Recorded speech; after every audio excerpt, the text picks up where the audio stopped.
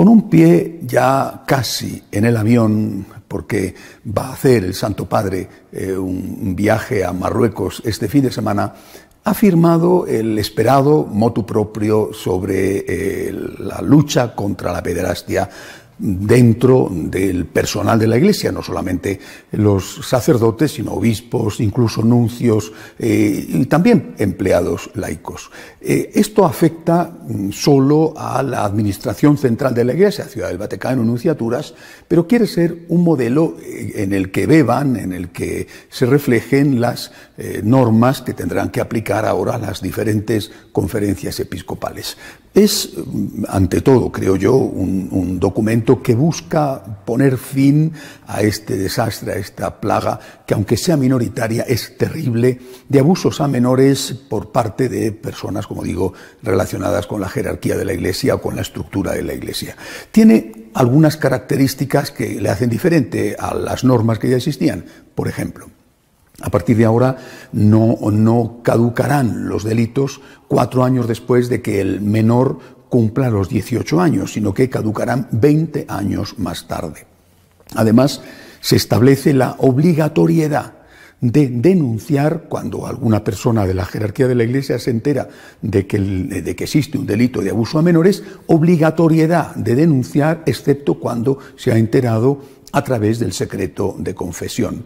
Se garantiza un juicio justo al que denuncia y al denunciado. Se garantiza la ayuda psicológica y, si hace falta, económica a la víctima cuando ha sido considerado como tal por el juez, y también se garantiza la ayuda psicológica al culpable, porque lo mismo que en cualquier legislación sobre cualquier otro tipo de delito, no se trata solamente de castigar para prevenir o para meter miedo, sino también de intentar reinsertar, ayudar al que ha sido culpable para que no lo vuelva a hacer, para que ese delito, en este caso el abuso de menores, no vuelvan a ocurrir. Además de esto, yo creo que hay un dato importante, y es que se dice que el que sea declarado inocente, pues se va a intentar devolverle, no se sabe cómo, pero se va a intentar devolverle el honor perdido de parte en ese momento de la acusación. Bien, yo creo que son medidas que buscan, repito, frenar esto y también hacer justicia hacia las víctimas. Quizá, esto es importante y es muy importante, pero quizá si no se va a la raíz del problema, quizá será insuficiente. ¿A qué me refiero? Cada vez hay, afortunadamente, menos casos de abusos a menores por parte de personal de la Iglesia, sacerdotes, religiosos, obispos. Cada vez hay menos casos, es verdad. Es decir, esto, gracias a Dios, fue una plaga que, aunque minoritaria, tuvo en determinadas diócesis un número grande de personas, pero que esto va disminuyendo. Pero hay que darse cuenta de que cuando esto tuvo más éxito, cuando hubo, por desgracia, más casos de abusos a menores, fue en esos años posteriores al Concilio Vaticano II, cuando se hace una aplicación errónea de los documentos del concilio y se produce una relajación moral dentro de los miembros del clero. Por lo tanto, no basta con medidas que garanticen la justicia o medidas disuasorias mediante el establecimiento de castigos. No es suficiente, hay que ir a la raíz, y la raíz es la relajación moral.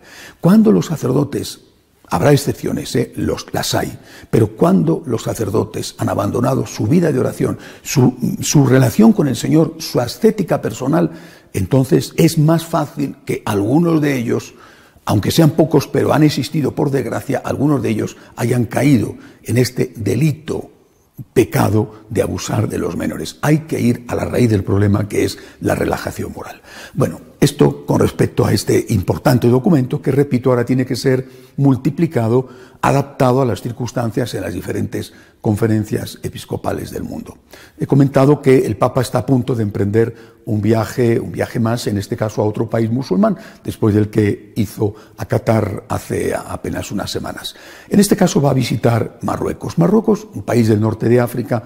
Marruecos no tiene nada que ver con, por ejemplo, Arabia Saudita en lo referente al trato hacia los cristianos. En Marruecos hay iglesias, en Marruecos los cristianos pueden ir a misa, pero eso no significa que haya verdadera libertad religiosa. No hay que confundir la libertad de culto con la libertad religiosa. En Marruecos no está perseguido por ley el que una persona, un musulmán, se haga cristiano, pero sí está perseguido por ley con penas de hasta 3 años que alguien intente evangelizar, por ejemplo, dar una Biblia. En Marruecos, según los estudios, hay 8.000 conversos desde el Islam que viven escondidos porque tienen miedo. Hay casos muy notorios que han sido ya publicados de que han tenido que ser bautizados, por ejemplo, en la bañera de su casa para evitar la persecución. Es decir, todavía falta mucho. Hay que dialogar. El diálogo es estupendo. Con el Islam tenemos además algunas cosas en común en el campo dogmático, por ejemplo, la fe en Dios, en el Dios creador y en el Dios misericordioso, y también en el campo moral, el concepto de familia, la defensa de la vida y del no nacido.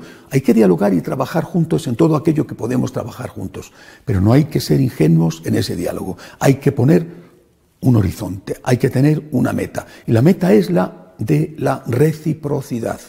Si un musulmán un cristiano se puede convertir al Islam en Francia, en España, en Alemania, ¿por qué no se puede convertir un musulmán al cristianismo en Marruecos, en Arabia Saudita o en Turquía sin que le pase nada?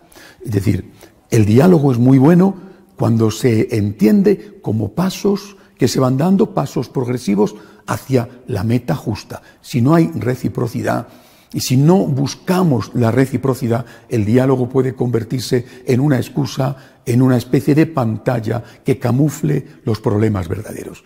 Recemos por el Santo Padre para este viaje al Islam, este diálogo nuevo con el Islam, y recemos para que esa reciprocidad se produzca. Hasta la semana que viene, si Dios quiere.